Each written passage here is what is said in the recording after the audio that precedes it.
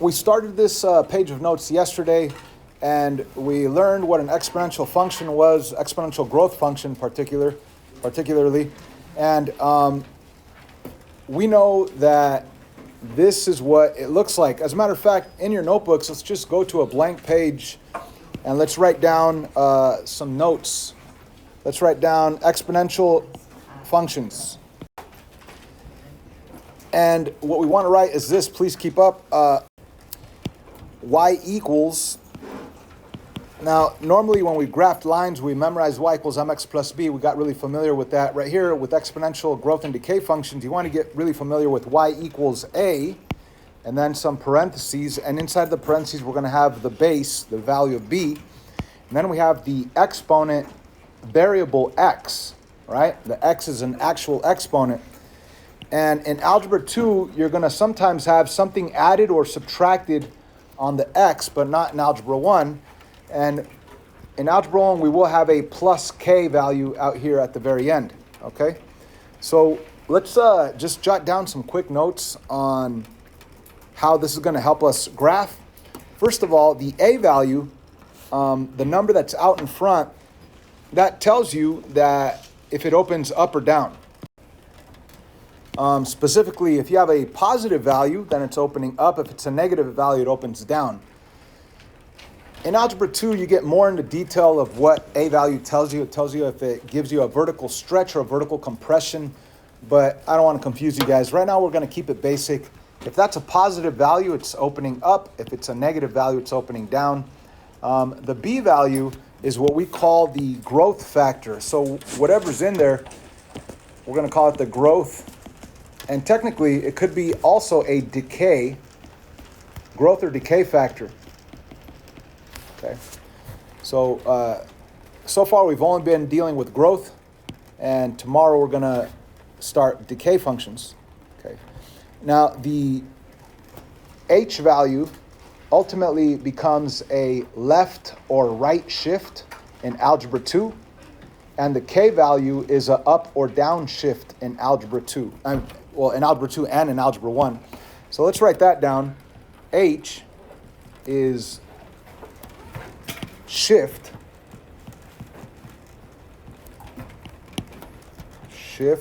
left or right.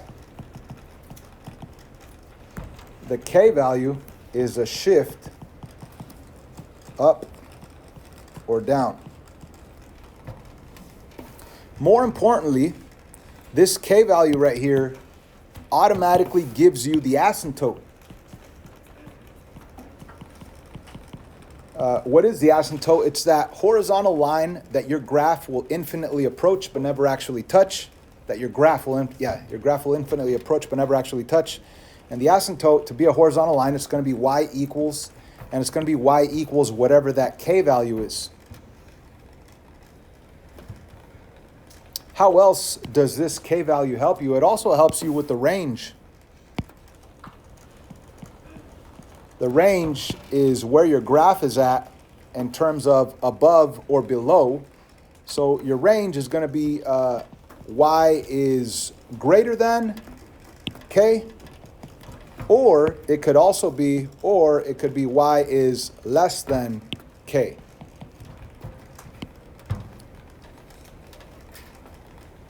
And how could you tell if it's above a certain k value or below a certain k value? Technically, you could tell by the a value. If it's positive, it's going to be opening up, so it would be above a certain k value. If the a value is negative, then technically it'd be below a certain k value. I hope this doesn't confuse you guys. If it doesn't make too much sense, it's okay, because this is barely our second day. It'll make more sense as we continue practicing here. So let's go back to the actual worksheet here. Get that out of the way. And we graphed this one. Where are we at here? We graphed this first one, and obviously it didn't have an h and it didn't have a k. As a matter of fact, none of them in Algebra 1 are going to have anything added or subtracted up here, but it will have a k value. And even though it doesn't have a k value, you could have said, oh, my k value is 0. And that's exactly why the asymptote is y equals k, y equals 0, which is a horizontal line crossing the y-axis at 0. Okay. Same thing with these guys down here. It did not have a k, so you could put plus 0, and that would be your asymptote, y equals 0. Let's go to one, finally, that has a k value, okay? So once again, this is the form we want to get used to, but the difference between what we did before on the left column of this page and the right column of this page is that the left column didn't have a k value, so the k value was 0, and on the right side, we actually have a k value here, in this case, -3. So let's read the instructions up here. This is a simple way, I would say, of graphing exponential growth functions that have a h and k. And again, you'll be doing this in Algebra 2. It says whenever you have an exponential growth function with h and k, ignore h and k, graph the parent graph including the a value using an xy table, then shift your coordinates according to h and k. H is a horizontal shift and k is a vertical shift. In Algebra 1, we're only doing k shifts, up or down. Okay, so it says to ignore h and k. So what I'm going to do is I'm going to box in this part of the function right there. The bottom line is, what is my k value? Is -3. And we're going to ignore that k value of -3 for the sake of coming up with some nice coordinates. So let's make a quick xy table. Consecutive integer inputs.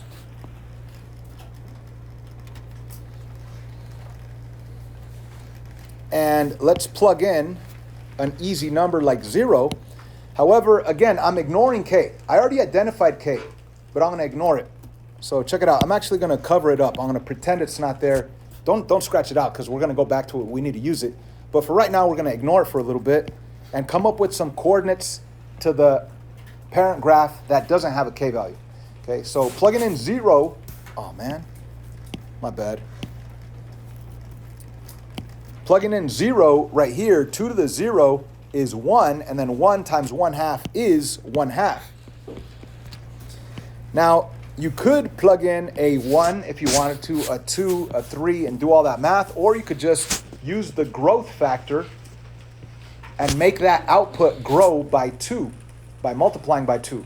And the only reason you could actually do this shortcut is because you have numbers that are in order. So right here, this 1/2, if you multiply it by 2, it'll become 1, and that's your next coordinate. You can multiply this output by 2, and it'll become 2, and that's your next coordinate. You can multiply this output by 2, and it'll become 4, and that's your next coordinate. Then you can multiply that by 2, and the next coordinate would be 4, 8. I might as well jot that down somewhere. 4, 8. I ran out of space. I apologize. But you guys see how these outputs, you could simply make them grow by 2. Times 2 is 1, times 2 is 2, times 2 is 4, times 2 is 8. That's only when you have consecutive integer inputs that are in order. Now going backwards from the output 8 to the output 4, you divided by 2. From 4 to 2, you divided by 2. And another way of saying divided by 2 is multiplying by half. 4 times half, half of 4 is 2. 2 times half, half of 2 is 1. 1 times half, half of 1 is half. Half times a half would be a 1/4. And then times half would be a 1/8. Times half would be a 1/16. Bottom line is, as you're going up into the negatives and the x, it gets smaller and smaller and smaller, closer to 0. So let's graph this set of coordinates, which is not really the graph of our final graph. This is just the graph of this parent graph with the a value. Okay, so let's graph 0, negative, or 0 and 1/2. 0 on the x, only halfway up.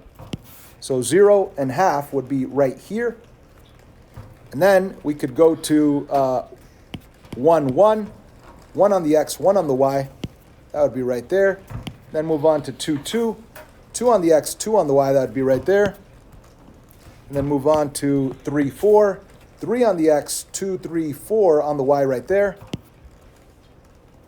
Moving on to 4, 8. 4 on the x, 8 on the y. It'd be 2 units from the edge right there.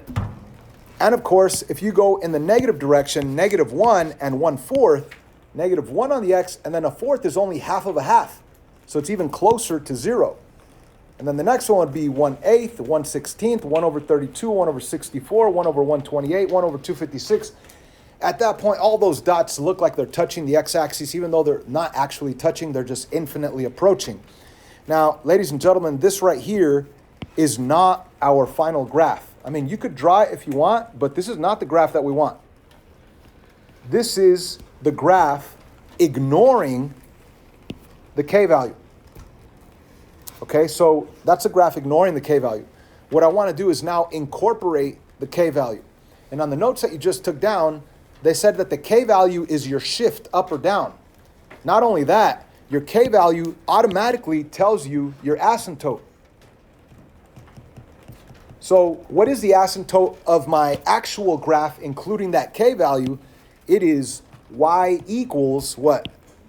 -3. That's right, the k-value. So let's go and draw that horizontal line, the asymptote that our final graph should infinitely approach, which is at y equals -3. So if you go to the y value of -3, 1, 2, 3, put a dot right there, draw a horizontal line. I'll do a dotted line. That is our asymptote, y equals -3, right there. So this blue line was the original without the k. So what I need to do is shift all of these red coordinates down 3 units. I need to shift this, what it looked like an asymptote here, shift it 3 units down to that actual asymptote y equals -k. I mean y equals -3, which is the k value. So if I start shifting all my nice red dots, like this is a nice red dot, move it 1, 2, 3 units down, you put a dot right there.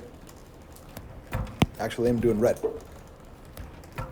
Take this red dot, move it 1, 2, 3 units down, put a dot right there. Or you could have also done a pattern. From this first dot to that dot, you went up 1 over 1, so you could go up 1 over 1 to get to that dot. From this dot to that dot, you went up 2 over 1, so you could go up 2 over 1 if you wanted to get right there. Or obviously, you could do the k-shift, 3 units down, 1, 2, 3, you'd end up at that same dot anyway. Take this next one, go 3 units down, 1, 2, 3, you'd end up right here. So you put the dot right there. And of course, instead of it infinitely approaching the x-axis, it's going to have to infinitely approach that actual asymptote of y equals -3. So you could also shift this halfway coordinate, 1 unit, 2 units, 3 units down to that halfway coordinate. And of course, it continues to get closer and closer and closer till it seems like it's actually on the asymptote itself. But we know that it never actually touches, just infinitely approaches. So the blue line was from these coordinates, but these coordinates are not even the actual coordinates of the real graph. The actual coordinates are when you shift those coordinates 3 units down. So this XY coordinate input-output table, that was for the blue graph, which is not really our final graph. So that's why I'm going to put 2 X's on it, because that's not our graph. The actual graph is the red one that's shifted 3 units down. And where do we get that 3 unit shift down? From the k value. The k value tells you that you got to shift all your coordinates 3 units down. It also tells you that your asymptote is at y equals -3. And that actually gives you a better visual of how it shifts from here down to here, 3 units down.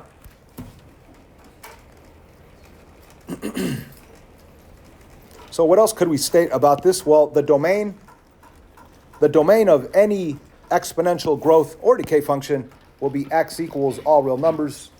The range is your graph is either above or below that certain k value, the certain asymptote, right? So what is this red graph at? Is it above or below the certain y value of -3? Above. So how do I say that my graph is above the y values of -3 in terms of an inequality? Y is above, greater than -3. And how about the y-intercept? This one can be confusing because a lot of us are going to be like, oh, the y-intercept is 0, 1/2. No, remember, this is from the blue graph, from the original parent graph, but we needed to shift it 3 units down. So where does it actually cross the y-axis? It crosses at -1, -2, -2.5. So the actual location would be 0 on the x and negative 2.5 on the y. So that'd be 0, comma, negative 2.5 or negative 2.5. So once again, let's recap here. The notes that we took in our notebooks right here, we said the a value tells it if it opens up or down, right? Why did this one go up? Because the a value is positive. If it would have been negative, it'd be going down. Okay, it'd be opening down here instead of up here. What else on our notes in the notebook? We said, oh man, that got all nasty. I apologize. Move that out of the way. We said that the b value is the growth or decay factor. It's going to tell you how it grows. In that case, it was growing by 2. We were multiplying the outputs by 2. Decay is very important. It tells you the shift up or down. If it's a +3, you're going to eventually shift your whole parent graph up 3 units. If it's a -3, you're going to shift down 3 units. It also tells you the horizontal line that your graph infinitely approaches, called the asymptote, y equals whatever this value is. So if you have a +3, it's going to be y equals 3. If it's a -5, y equals -5. The range, since you already know your asymptote, also will be able to be found by saying y is greater than that k value, or maybe y is less than that k value, depending on if it's going up or down. And how do you know if it opens up or down? With the a value, it tells you if it opens up or down. So right from the start, we could have, like before even graphing, I could have stated the range of this thing, because I know that my asymptote is at y equals -3, and I know that this thing's opening up, so the range should be y is greater than -3. Okay, I hope that makes sense. Let's take a look at this guy right here. Right off the bat, what would my asymptote of my final graph be? Asymptote would be y equals what? The k value 2. That's right. If you wanted to, you could already graph that asymptote at y equals 2. Let's go to the y-axis. Go to 2, 1, 2, put a dot right there. And it's going to be a horizontal line. Our graph, is it going up or down? Up, because the a value is positive. So I already know that my graph's going to be up here, which means I technically already know my range. My range is y is greater than that k value of 2. Y is greater than 2. How do I know that? Because I know that the a value tells me that it's going up, and I already know that it's going to be above that asymptote value of 2, so y is greater than 2. Anyway, I'm getting a little ahead of myself. Maybe I shouldn't have even drawn this. It might confuse you. Right now, on the instructions that we read above, it says ignore h and k, and in Algebra 1, we only have a k, but in Algebra 2, you're going to ignore both h and k. So you're going to put like a box around this, and you're going to make a nice XY table with consecutive integer inputs, just based on what you see boxed in. Again, we're going to ignore the k value for a little while, and then we'll deal with it later when we shift it. But for now, we have -3, -2, -1, 0, 1, 2, 3. Let's begin by plugging in 0. 0 right here, 2 to the 0 is 1. 1 times 2 is 2. And then we could plug in 1, plug in 2, plug in 3, plug in -1, or we could just look at the growth factor and say that from this output to the next output, it has to grow by 2, which means you got to make that grow by multiplying by 2. So 2 times 2 would be 4, times 2 is 8, times 2 is 16.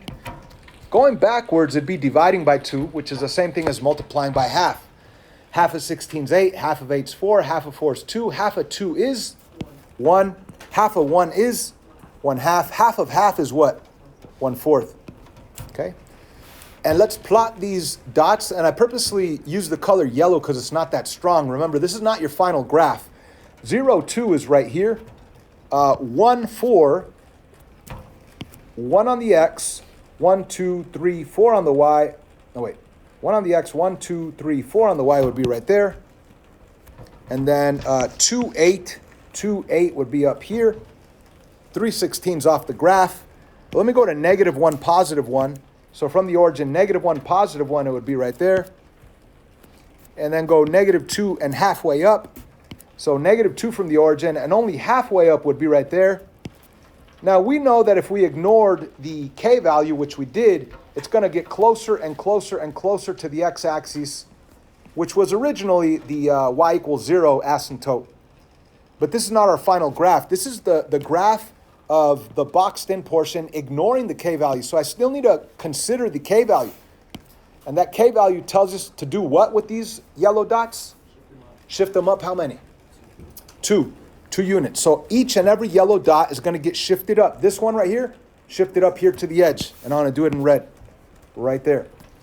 This next one, shifted up 2 units, right there, in red. This next one, shifted up 2 units, right there, in red. This nice one, shifted up 2 units, right there in red. And as you could see, you already know that these red dots have to, as they're going to the left, infinitely approach that asymptote. So this halfway one, shifted up 2 units, will be halfway closer to that asymptote, and then closer and closer. And you're going to draw it like if it's actually touching, even though you know it never actually touches. It just infinitely approaches. So this red graph is the final graph, okay? Not the yellow one. If you happen to have graphed the yellow one, which you could if you want to, just make sure you put 2 X's on it, because the yellow one is not the final graph, the red one is. So what's the domain of our red one? X equals all real numbers. The range, if you look at it visually, this whole red graph is above or below a certain y value. Above, which means y is greater than that y value, that k value of 2. So y is greater than 2. We already knew that right from the start, even before graphing, even before knowing what it looks like. We could have said, we knew that it was opening up because the a value is positive, and we knew that the k value gave us the asymptote, which means that the range has to be greater than that k value of 2. What else could we say? The y-intercept, that's the only tricky one. The y-intercept is where it crosses the y-axis. So here's 0, 0, cross at 1, 2, 3, 4. So 0, 4. It does not cross at 0, 2. Remember, these guys we only used to find the yellow parent graph, so we're not using these. The actual y-intercept is 0, 4, right there on the red one, 0, 4. So you would put that as a y-intercept, 0, 4. And I hope this helps, guys. We have a whole backside of practice, so let's do that backside. There's videos explaining it in Google Classroom, and please ask for help. We need to practice in order to get better at this. So great question. Why do we even do the yellow one, or why do we even do that first one that we later shift? Now, it is true that you could have started an XY table and you could have included that K value, right? You could have included the K value. However, it gets ugly sometimes. For example, imagine if I plugged in a 0 and I actually included the K value. Plug in 0 right here. That would be 2 to the 0, which is 1, right? And then 1 times half, that would be half, right? Positive half. And if you actually included it instead of ignoring it, what would your total output be? It would be negative 2.5, right? So you could do that if you wanted to, but I just think it's a little easier to ignore the K and then shift according to K. Because if not, you'd have 0, negative 2.5. So on the graph, it'd be 0, negative 1, 2.5. You'd still get to that final graph. So I guess it's totally up to you. If you want to include that K value and not do that, not ignore it, if you want to include it, you could do it. But I've always found it a little easier, a little nicer to ignore it and then shift it. But you could include it if you want to. So for example, if you were to plug in a negative 1, I guess you could include it if you want to. I've always found it easier to ignore it and then shift. Okay, I was going to end the video, but I'm going to do a couple more on the actual homework side. So which one would you guys like to see? 3, 4, 5, 6, which one? 5? Let's take a look at 5. All right. Could anybody tell me anything important about this function? The a value is negative. It's going to be opening down. Okay, that's good. What else could he tell me? The k value is 6, and that k value gives us quite a bit of information. It tells us automatically the asymptote, That's going to be the horizontal line. Y equals what? Y equals 6. That's right. I could draw it, but I'm not going to draw y equals 6 yet. I'll wait till later. Okay. It also tells us the range, if we wanted to, the range will be y is above or below that k value of 6. Below because it's opening down. So it'd be y is less than 6. So we already know the range. We already know the asymptote without even looking at it. Pretty crazy, right? So once we identify the k, I guess one option is to include the k value in your xy table, or the way I like to do it is to ignore your k value and just graph this guy, ignoring the k value, and then shift it 6 units up because that k value is a 6. So I'm going to ignore it and then shift it. But if you didn't want to ignore it, you could include it. So let's do consecutive integer inputs. -3, -2, -1, 0, 1, 2, 3, 4. I don't know. We might not use all of them. Let's start with 0, plugging in 0. Right here, 4 to the 0 is 1. 1 times -half is -half. Now imagine if you wanted to include it, so 6 plus -half, then you would have the output 5.5, 5.5, if you wanted to include it. I'm going to choose not to include it right now. I'm going to later shift my coordinates. So when I plug in a 0, 4 to the 0 is 1. 1 times -half is -half. And then I'm going to take the growth factor of 4 to make it grow to the next output. So -half times 4, that would be -2. You could use a calculator as well. Okay, and then I could take this -2 and multiply it by 4 to make it grow again by 4, and what would I get? -8. Is there a point to make it grow by 4 again? No, because that's way off the graph. -32. I mean, we could write it if we want, but there's no way we could graph that. It's way off this 10 by 10 graph. Going backwards, it's dividing by 4, or also you could say multiplying by 1/4. So 8 divided by 4 is -2. -2 times 1/4 is 2/4, which reduces down to 1/2. Times 1/4, it would be -1/8. And times 1/4 would be -1 over 32, which is so small, you can't really tell the difference anymore. So let's plot these guys. I want to plot these in yellow because this is not our final graph. 0, -half, -2. No, I'm sorry. 0, -half, 1, -2. I'm sorry. There you go. 2, -8. -1, -1/8. That's really close to nothing. So you know that this is your original parent graph, but it's not our final graph.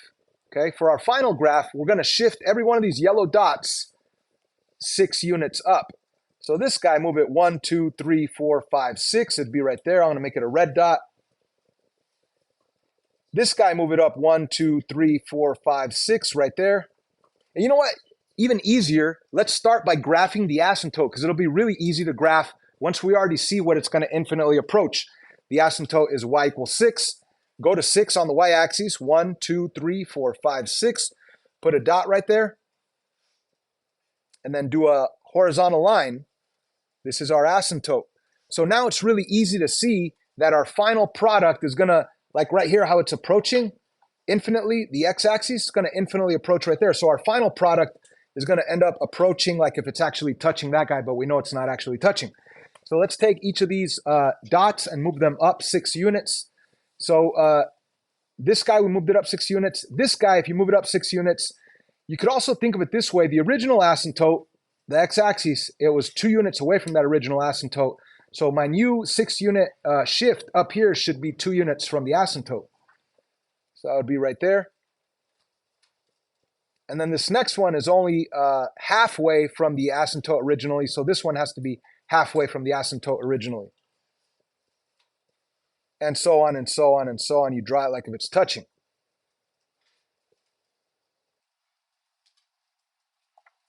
And that's it. Let's put some X's on that yellow one because that yellow one's not the final product. And we already said that the range is y is less than 6. Absolutely. This red graph is below the y value of 6. We already know the domain. Domain's x equals all real numbers. We already know the asymptote. The only kind of tricky part is the y-intercept. Where does it cross the y-axis? 0, comma, what? Crosses at 1, 2, 3, 4, 5, and a half. So 0, 5.5. Or you could have done it algebraically also. How do you find the y-intercept of any equation? Plug in 0 for x and solve. 4 to the 0 is 1 times negative half. That'd be negative half. Negative half plus 6. That's like negative 50 cents from $6. That's 550, 5.5. So 0, 5.5 is a y-intercept. Let's keep practicing, guys. Do the rest. That's your homework assignment.